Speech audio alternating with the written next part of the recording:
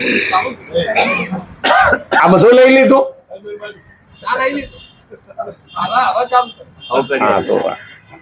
એક જ અરમાન છે મને, મારું જીવન સુગંધી બને. જીવનની સુગંધ એટલે શું? માણા કે ને માણા મરતો ગયો ને સુવાસ મૂકતો.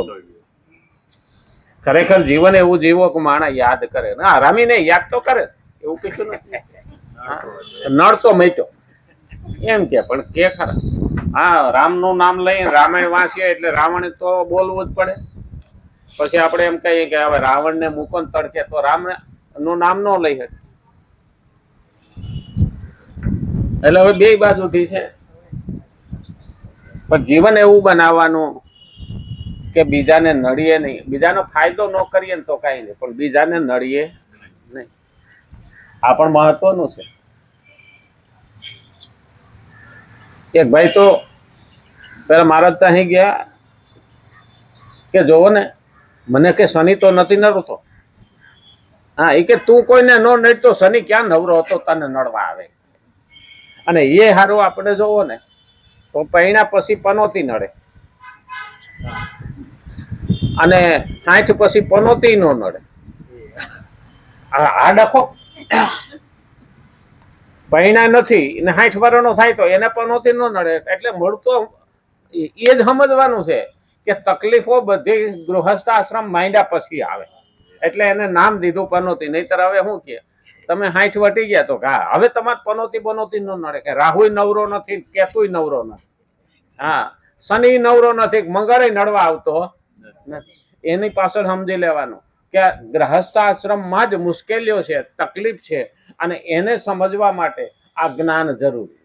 એટલે શ્રીમદ ભગવદ્ ગીતા 3જો અધ્યાય અને 30મો શ્લોક આપણે જોઈએ છીએ. ભગવાન અર્જુનને કહે છે તને તો તાવ ચડેલો છે, વિગત જ્વર.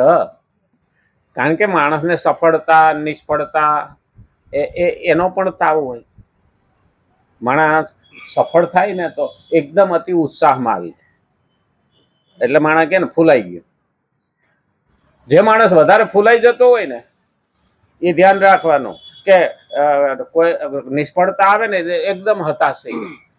કારણ કે જેટલો ફૂલાણો છે એ પ્રમાણે એ હતાશા પણ સહન કરી શકતો નથી. એટલે કીધું અર્જુનની સામે યુદ્ધના રૂપમાં કર્તવ્ય અને કર્મ હતું. એટલા માટે ભગવાન યુદ્ધસ્વ પદ વડે તેમને યુદ્ધ કરવાની આજ્ઞા આપે છે. હવે ઘણા આ વાક્ય પકડીને ઘણા એવું કહેતા હતા કે ભગવાન છે ને ભગવાન આજ્ઞાવરી આપે ખરા યુદ્ધ કરવાની. ભગવાન કેમ? એટલે તત્વચિંતકો બહારના પશ્ચિમી સંસ્કૃતિના લોકો કૃષ્ણની પેલા ટીકા કરતા હતા. પણ જયારે અમેરિકા વાળો બોલવા માંડી ગયો ને કે શાંતિ લાવવી છે ને તો યુદ્ધ કરવું પડશે, હવે એની બોલતી બંધ થઈ ગઈ. કે આમાં તો 5000 વર્ષ પહેલા બોલી ગયા કે ભાઈ હરામખોરોને માર્યા વિના શાંતિ આવતી નથી, એટલે યુદ્ધ તો કરવું જ પડશે. તો ભગવાન અહીંયા અર્જુનને કહે છે યુદ્ધસ્વ પદ વડે તેમને યુદ્ધ કરવાની આજ્ઞા આપે. તારે યુદ્ધ તો કરવું જ પડે. આમ તો જોવા જઈએ ને તો આપણે ડગલે ને પગલે યુદ્ધ થી જોડાયેલા છીએ. દ્વંદ્વ, જીવનના દ્વંદ્વ એ યુદ્ધ જ છે. એક મુસીબત જાય તો તેર ઊભી થાય, એટલે એ દ્વંદ્વ જ છે. અને એટલે કીધું કે આમાં ભગવાનનું તાત્પર્ય યુદ્ધ કરવા સાથે નહીં પરંતુ કર્તવ્ય અને કર્મ કરવા સાથે. ભગવાને શું કીધું? તારું કર્તવ્ય નિભાય અને તારું કર્મ. હવે આનાથી બે થી ભાગતો હતો. મારે કઈ નથી જોતું, બીજા જેની અંદર ત્યાં સુધી કહી દીધું મારે કીર્તિ નહીં, સંપત્તિ નહીં, રાજ નહીં, કશું જ નહીં, મોટાઈ નહીં, કઈ જ નથી જોતું. તો ભગવાન કે તું મરી જાય તો સ્વર્ગ મળશે, તો કે એ નથી જોતું. મારે કઈ નથી જોતું કે હું જંગલમાં જઈને ફ્રૂટ ખાઈને પણ ફળ ખાઈને પણ હું મારું જીવન પૂરું કરી, મારે લડવું નથી. હાવ પાણીમાં બેસી ગયો. ઘણી વખત માણસ હતાશામાં હોય ને, નથી આપણે કહેતા પાણીમાં બેસી ગયો. હા, અને એટલે કીધું કે તારે તારું કર્તવ્ય અને કર્મ નિભાવવું. એને કર્તવ્ય યાદ કરે. એનું કર્મ યાદ કરાવ્યું. આપણે ઘણી વખત ભૂલી જઈએ ને તો ભગવાન આપણને યાદ કરાવે છે. રામાયણની અંદર એક પ્રસંગ આવે છે, સુગ્રીવે વચન તો આપ્યું હતું વાલીને માર્યા પછી, રાજ આપ્યું કે આ ચાતુર્માસ ચાલે છે, વરસાદનો સમય છે તો હમણાં રહેવા દે, પછી તારે મારા કામ કરવાનું. રામે એવું કીધું, પણ એ ભોગમાં એવો અટવાઈ ગયો કે ભૂલી ગયો. તો પછી રામે લક્ષ્મણને કીધું, એટલે લક્ષ્મણે એની ગુફાની આગળ જઈને એક જ પડકારો કર્યો હતો કે જે વાલીને માર્યો હતો ને એ જ રામ છે અને એ જ ધનુષ બાણ છે. ત્યાં તો વાલીને સમજાઈ ગયું, યાદ કરાવી દીધું કે તારો પણ વારો ચડી જાય. એમાં આપણને ઘણી વખત ભગવાન યાદ કરાવે, પણ જો આપણે ન સમજીએ તો આવેલું જતું. અને એટલે કે આમાં ભગવાનનું તાત્પર્ય યુદ્ધ કરવા સાથે નહીં, પરંતુ કર્તવ્ય અને કર્મ કરવા સાથે. એટલા માટે વખતો વખત જે કર્તવ્ય અને કર્મ સામે આવી જાય તેને સાધકે નિષ્કામ, નિર્મમ તથા નિસંતાપ થઈને ભગવદ અર્પણ બુદ્ધિથી કરવું જોઈએ. નિષ્કામ, કોઈ પણ અપેક્ષા વિના, કોઈ પણ ઈચ્છા વિના, નિષ્કામ. ઘણાને એવું લાગે કે નિષ્કામ કરવાથી શું ફાયદો? કંઈ પણ ઈચ્છા વિના, કંઈ પણ અપેક્ષા વિના જે કરીએ ને કર્મ, એ આપણને બંધન કરતા નથી, એ આપણને ચોંટતું નથી, અને એમાં આપણને આત્માની કોઈ નુકસાની નથી, આત્માના માટે ફાયદો છે. નિષ્કામ એટલે તો કર્મણ્યેવાધિકારસ્તે મા ફલેષુ કદાચન, આગળ શ્લોકમાં આવશે. કર્મણ્યેવાધિકારસ્તે મા ફલેષુ કદાચન, તારું કર્મ તું કર, ફળની ઈચ્છા ન રાખ. અહીંયા પણ એ જ કીધું, નિષ્કામ, નિર્મમ, મોહ વિના, મમતા વિના, નિર્મમ, અને તથા નિસંતાપ, ચિંતા કર્યા વિના, અંદર શંકા કે સંતાપ રાખ્યા વિના, થઈને ભગવદ અર્પણ. ભગવદ અર્પણ તો તેવું જે કરે છે એ ભગવાનને અર્પણ કરી દે. આપણે કોઈ પણ કર્મ કરીએ ને ભગવદ અર્પણ, પ્રભુ તારા માટે. ભગવદ અર્પણ બુદ્ધિથી કરવું જોઈએ, અને એ પાછું બુદ્ધિથી કરવાનું. કોક કરે એટલે મારે કરવાનું એવું નહીં. હા, લાંબા વાહે ટૂંકો જાય, મરે નહીં તો માદો થાય. એટલે આપણે સમજીને કરવાનું, સમજણપૂર્વક કરવાનું. તેના પરિણામ પછી સિદ્ધિ આવે કે અસિદ્ધિ. આપણે કર્મ કરવાનું, ભગવદ અર્પણ કરવાનું, પછી એમાં સિદ્ધિ મળે કે અસિદ્ધિ, એટલે સફળતા મળે કે નિષ્ફળતા. હવે ભગવાનનું કામ કરતા હોય એમાં સફળતા મળે, નિષ્ફળતા મળે. આપણે આપણું માનીને કરીએ ને, આપણા માટે કરીએ ને તો આપણને હતાશા વધારે મળે. મારે તો રામ નામનો વેપાર, કોઈ લે તોય ભલે, ન લે તોય ભલે. રામ નામ કે હીરે મોતી બિખરાવું ગલી ગલી.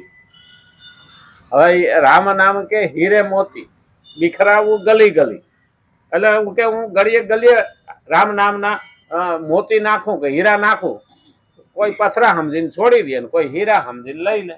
બધાય તો હરખા નથી. પેલો ભાઈ ભગવાનને કાયમ દોષ દે, તું મને કાંઈ દેતો નથી, કાંઈ દેતો નથી, કાંઈ દેતો નથી. તો ભગવાનને એક દી થયું, આડા કે તું અકર્મી છો, તારા કર્મમાં કાંઈ નથી, લે દઉં. તે દરિયા કિનારે ગયો, અંધારું થઈ ગયું હતું, બેઠો. તે એક ઘડો પડ્યો હતો, આમ અંધારામાં દેખાય નહીં ને, હાથ ફેરવતો. હવે રાત આખી જાગવાનું, એટલે ઘડામાં હાથ નાખ્યો ને તો કાંકરા જેવું લાગ્યું. ભગવાનને ગાળો દેતો જાય, તું કઈ દેતો નથી. માણસ નવરો બેઠો કાંઈક તો કરે ને, કાંકરા મારે, કાં પાંદડા હોય તો તોડે. હા, ઓલાને પાંદડા તોડવામાં તો હૃદય પરિવર્તન થઈ ગયું હતું શિવરાત્રીનું. આને નાખે કે મારા આડા કાંકરા ખૂટતા નથી, આખી રાત વહી ગઈ. અને સવાર થયું, અજવાળું થયું, એટલે એને એમ થયું કે આમાં હાથ ફેરવો ને, હવે કેટલાક રહ્યા જોયું તો એકાદો કાંકરો હતો બાકી. હાથમાં લઈને કે ખાડું આખી રાત નાખ્યું છે શું કે, આમ કરીને જોયું ને, અરે કે આ તો હીરા, આ તો હીરો છે. અરે અભાગ્યો કે આખો ઘડો નાખી દીધો. આ એક હીરો રહ્યો. ઘણી વખત જોયા વિના ઘા કરી દઈએ ને તો પથરા સમજીને જ નાખ્યા કહેવાય. એમ રામ નામ કે હીરે મોતી. આપણે એ સમયે લેતા નથી, કારણ કે સહસ્ત્ર નામ તતુલ્ય રામ નામ વરાનને. 1000 નામ ભગવાનના બરાબર એક રામ નામ છે, છતાં આપણે લેતા નથી. ભગવત અર્પણ બુદ્ધિથી કરવું જોઈએ. તેના પરિણામમાં પછી સફળતા મળે કે નિષ્ફળતા આના તરફ જોવું જોઈએ નહીં. સિદ્ધિ મળે કે અસિદ્ધિ, સફળ થાય કે ન થાય, અનુકૂળતા કે પ્રતિકૂળતા. હવે અનુકૂળતામાં અને પ્રતિકૂળતા ફરક છે. અનુકૂળતા હોય ને ત્યારે આપણે જોતા નથી. સુખમાં માણસ આંખ ખોલતો નથી અને દુઃખ આવ્યા વિના આંખ ઉઘડતી નથી. દુઃખ આવ્યા વિના આંખ ઉઘડતી નથી. તો અનુકૂળતા અને પ્રતિકૂળતા. પ્રતિકૂળતા એટલે દુઃખ અને અનુકૂળતા એટલે સુખ. હવે આમાં સમ રહેવું જોઈએ, હરખું રહેવું જોઈએ. સફળતા મળે કે નિષ્ફળતા મળે, પ્રતિકૂળ હોય કે અનુકૂળ હોય, દુઃખ હોય કે સુખ હોય, પ્રતિકૂળતા કે અનુકૂળતા વગેરેમાં સમ રહેવું એ વિગત જ્વર થવું કહેવાય. સમતા રાખવી. દુઃખ આવે તોય ડગે નહીં અને સુખ આવે તો છકે નહીં. આ 2 પોઈન્ટ યાદ રાખવાના. સમતા રહેવું. સુખ દુઃખ મનમાં આણીએ, ઘટ સાથે રે ઘડિયા, રઘુનાથના જડિયા. અમારે નરસિંહ મહેતાએ લખ્યું, સુખ દુઃખ મનમાં ના આણીએ. હવે સુખ દુઃખ મનમાં ના આણીએ, ઘટ સાથે રે ઘડ્યા. આ જીવન આરે ઘડેલા જ છે, એ આવવાના જ. સુખ દુઃખ કોઈ કાઢી શકે નહીં. રઘુનાથના જડિયા ભગવાને જ મોકલેલા છે. અને કોઈ એમ કહેતા હોય કે સુખ અમારે સુખ વિના દુઃખ ન જોતું, દુઃખ વિના સુખ ન જોતું, અમારે સુખ જોઈએ દુઃખ નથી જોતું. અરે ગૌતમ બુદ્ધને એના બાપાએ કીધું હતું, એના જ્યારે ગુરુએ એવું કીધું ને કે આ કા મહાન સંત બનશે અને કા મહાન રાજા બનશે, એટલે એને કંઈ પણ પીળું પાંદડું પણ બગીચામાં રહેવા દે નહીં. એટલે બધું સુખ જ દેખાડ્યું, સુખ જ દેખાડ્યું. પણ એક દિવસ એના સારથીને કીધું કે નગરની બહાર મને લઈ જાય. ન્યાય એને બુઢા જોયા, લંગડા જોયા, લુલા જોયા, આંધળા જોયા, દુઃખી જોયા, ભૂખા જોયા, પાતળા જોયા, જાડા જોયા. આ બધા જોઈએ તો એને પ્રશ્ન કર્યો કે આવું કેમ? તો કે એ તો આ જીવન છે, આવું જ થવાનું. હે તો કે આવું રંગત વાળું જીવન મારું છે, એ આવું જ થવાનું. અને ત્યાંથી એને વૈરાગ લાગ્યો અને પત્ની અને બાળકને મૂકીને પોતે ભગવાનની ખોજમાં નીકળી ગયા. ખુદ ભગવાન થઈ. નર કરે એસી કરણી તો નરકા નારાયણ હોય. પણ લાગી ગયું. ભોગમાં અતિ ટોચ ઉપર ગયા પછી પણ માણસને વૈરાગ્ય ઉત્પન્ન થાય. ઘણા એવું કહેતા હોય ને કે પૈસા વાળાને વૈરાગ ન થાય. નહીં, ઘણી વસ્તુ છે ને બહુ જોવો ને તો કંટાળો આવે. બહુ જોવો ને તો કંટાળો આવે. એક ફિલ્મ ગમતું હોય ને એને તમે 10 વખત જોવો ને એટલે પછી એમાંથી રસ ઉઠી જાય. પછી તમે જોવા બેસો ને કે આના પછી આ જ આવવાનું, આના પછી આ જ આવવાનું, એટલે આનંદ આવે નહીં. એમ જે જોઈએ. એક સંન્યાસી તો ભિક્ષા માગવા ગયા નગરમાં. તે બેને હજી તો કઢી બનાવી હતી ને, તો સંન્યાસીને કીધું, બાપજી હા ભિક્ષા તો હું આપું છું, પણ કઢી પીશો કે? અરે માઈ कैसी है? तो लो एक ताहड़ी भरीने दीदी. साले कढ़ी तो अच्छी है, બીજી તાહડી દે. 2 તાહડી પી ગયો. પછી બીજે દિવસે સવાર થયું ને એટલે બોલે રાતે મન ન લાગે સમાધિમાં. સાલી કઢી અહીં કઢી ઘૂસી ગઈ. એ કે કાલ કઢી પીવા જાઉં. પાછો સીધો ન્યા ગયો. માય કે કઢી કે कढ़ी तो हजी नहीं, मैं नगर में घूम के आऊं तो कढ़ी बना रख, પણ એક તપેલું ભરીને બનાવે. બને ભાઈ 4-5 તાહડી પી ગયો. ઘેરે ગયો, પેલા આશ્રમમાં ગયો, સમાધિ લગાવે પણ લાગે નહીં. કઢી ઘરી ગઈ. અંદરથી કઢી જાય તો हाँ कि साली ये कढ़ी मेरे पीछे पड़ी है, भगवान में मन नहीं लगने देती, अब करे क्या? ફરી ફરીને ગામ કોઈ નજર જાય અને જંગલમાં મન લાગે ને કઢી પીવાનું મન થાય. હા, અને ત્રીજે દિવસે આવ્યો કાલે કઢી તો ભૂલવી પડશે. આ કઢી મને કે સમાધિ લાગવા દેતી નથી. ભલે બેન આવે પાસે આવીને એને કીધું કઢી બનાય, મોટું તપેલું ભરીને બનાય, હું ધરાવતા સુધી દે. અને તો હારામ હારી કઢી બનાવી, તપેલું ભરીને મીઠો પીવા, પેટ ભરાઈ જાય. પછી પેટમાંથી પોટલું જ ન બનાય તોય નાઈ ખાજ કરે. કઢી એવી અબખે થઈ ને તો ઉલટીઓ કરવા. પછી આમ કઢી સામે જોવે ને ઉલટી આવે, અબખે કરી નાખી. अब मेरा मन ले जा, कઢીમાંથી મન ઉઠી ગયો. એટલે આપણે નહીં કહેતા ઘણી